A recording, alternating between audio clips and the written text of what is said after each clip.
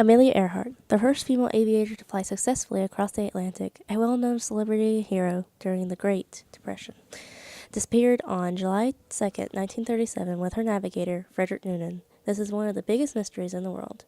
What happened to the world's most famous female aviator? Amelia Mary Earhart was born on July 24, 1897 in Atchison, Kansas to her mother and father, Amy Otis and Edwin Stanton Earhart. Amelia Earhart had a younger sister, Grace Muriel Earhart. Earhart was a very tomboyish kid who moved around a lot with her family. For the longest time, she wasn't sure what she wanted to do when she grew up until she got around planes when she was a nurse in World War I. She was so fascinated with flying that she convinced her dad into getting her flying lessons with female aviator Netta Snooky Snook. She learned a lot from her and went on to become a great aviator. Earhart has accomplished many tasks, such as setting the women's altitude record of 14,000 feet in 1922, becoming the first woman to fly across the Atlantic as a passenger, and becoming the first female to make a solo round trip across the United States in 1928. In 1932, Earhart became the first woman to fly solo across the Atlantic, and in 1935 she became the first person to fly from Honolulu, Hawaii to Oakland, California. In 1937, Earhart pursued her dream of flying around the world and flew 22,000 miles with her navigator, Fred Noonan, before mysteriously disappearing into the Pacific. Today, I will tell you 9 fascinating theories about the disappearance of Amelia Earhart. The first theory is generally the most accepted theory. Earhart simply ran out of fuel, crashed, and passed away in the Pacific Ocean. On her last flight, Earhart had trouble communicating with the U.S. Coast Guard ship, Itasca, on the morning of her disappearance. This ship was set near Howland Island, awaiting Earhart's and Noonan's arrival. She finally got slight communication with the ship, but not much could be heard. The pilot and navigator would not locate the island. Perhaps their map was wrong, experts say. The last thing communicated from Earhart was, "We are on the line of position 157-337. We'll repeat this message on 6210 kilocycles. We are now running north and south." The plane eventually crashed and landed into the Pacific Ocean, killing both Earhart and Noonan. There are many other theories that suggest Earhart and Noonan crash-landed on different types of islands. The next theory states that the two landed on Gardner Island but died before being found and rescued. She definitely landed on Gardner Island and survived and then died. In recent years, artifacts have been found on this island that can be related to Earhart. A jar of Earhart's favorite freckle cream was found, as well as a piece of plexiglass that could have broken off the plane. Researchers also found a woman's shoe, an empty bottle, and a sextant box with a serial code similar to one that Noonan carried around. In the 1940s, a British colonial service officer named Gerald Gallagher found a partial skeleton on the island, but it has been lost for a while.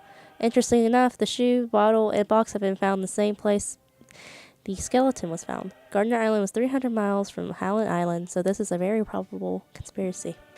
Another theory states that the two landed on Saipan Island, but were executed by the Japanese. In a book about Earhart, published in 1987, U.S. military personnel claimed they found Earhart's briefcase in a safe on the island. The aircraft Earhart flew in was guarded until the American military blew it up in a cover-up. The briefcase has never been produced, and there's no other physical evidence that can back up the verbal accounts. Also, Saipan is located hundreds and hundreds of miles away from Howland Island. The next theory is that Earhart's flight was an elaborate scheme to spy on the Japanese. The Japanese captured her when she crashed. There have been claims that President Franklin D. Roosevelt had hired Earhart as a spy. According to an official account, though, Earhart never got anywhere close to Japan. Also, her flight was not a secret mission, since newspapers all over the world kept up with her flight, putting it on the front pages. This theory emerged from a 1943 film called Flight for Freedom, a film about Earhart's disappearance. There is no evidence backing up this theory, though. The fifth theory is the legendary pilot survived the crash and was secretly sent back to the United States, residing in New Jersey under a different name. A 1970 book theorized that Earhart crashed and was captured by the Japanese. At the end of World War II, U.S. forces found Earhart and secretly sent her to New Jersey, going under the new name of Irene Bolam and taking the occupation as a banker. The real Bolam got the wind of this book's claims. Bolam strongly denied these claims and sued the author and publisher of the book for $1.5 million. This lawsuit was eventually withdrawn. Experts investigated Bolam's life and compared it to Earhart, and ultimately declared that Bolam was indeed not the missing aviator. Another theory suggests Earhart survived the crash and made her way to Guadalcanal. In 1943, in the midst of World War II, several Allied airmen reported spotting the Aviator working as a nurse on the island. It is probable that the airmen saw Merle Farland, a nurse from New Zealand. The rumor of Earhart being Farland could have been caused by the soldiers suffering from hallucinations because a lot of the soldiers had diseases such as malaria.